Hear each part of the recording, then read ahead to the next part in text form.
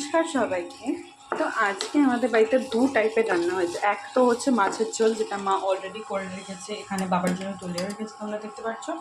আর যেহেতু বাবা আর মামা খুব একটা মেটে পছন্দ করে না, সেই জন্য মেটের চচ্চড়ি হচ্ছে আমাদের জন্য, আমার আর মায়ের জন্য।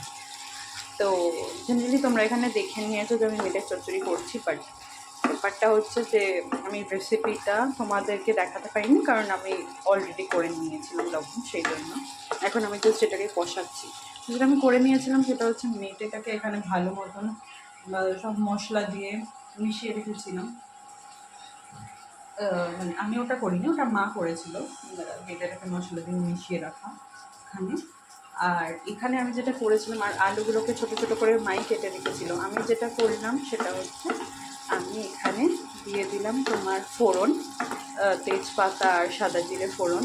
সেটার পর পেস্ট করে রাখা ছিল পেঁয়াজ, রসুন, আদা এবং লঙ্কার, সেই পেস্টটাকে এখানে প্রথমে ওই ফোড়নের মধ্যে দিয়ে একটুখানি কষিয়ে নেওয়ার পর তারপর এখানে মেটে এবং কাটা আলুগুলোকে একসাথে দিয়ে নিলাম। দেওয়ার পর নুন, লঙ্কার গুঁড়ো, কাশ্মীরি লঙ্কার গুঁড়ো, গরম মশলাটা তোমরা পরেও অ্যাড করতে পারো, আমি করি কারণ যেহেতু মা আগে দেয় বলে।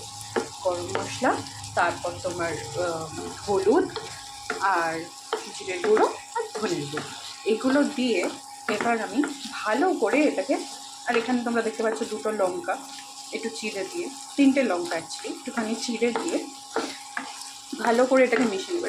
আমি যেটা করছি, আমি তেল খুব অল্প দিয়েছিলাম। তো কিন্তু কিভাবে আমরা এটাকে কষাবো, এখানে তোমরা দেখতে পাচ্ছ এই পেস্টের জলটা ছিল, আমি কি করছি, আর এখানে এই জলটা রয়েছে, এই জলটাকে আমি এখনো পর্যন্ত ইউজ করি। পেস্টের যে জলটা ছিল এই জলটাকে আমি অল্প, যখনই দেখছি এখানে একটু লেগে যেতে নিচ্ছে বা শুকিয়ে যেতে নিচ্ছে, তখনই ওটাকে কষানোর জন্য আমি তেল না ইউজ করে আমি এই জলগুলোকে অল্প অল্প একটু একটু করে দিয়ে নিই, কষিয়ে নিই, আবার যখন ওটা শুকিয়ে যাচ্ছে আবার এই জলটাকে দিচ্ছি।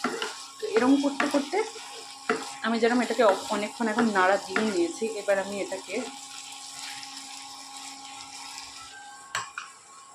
ঢাকা দিয়ে রাখবো। ঢাকা দিলে ওটা তাড়াতাড়ি শুকিয়ে যাবে জিনিসটা।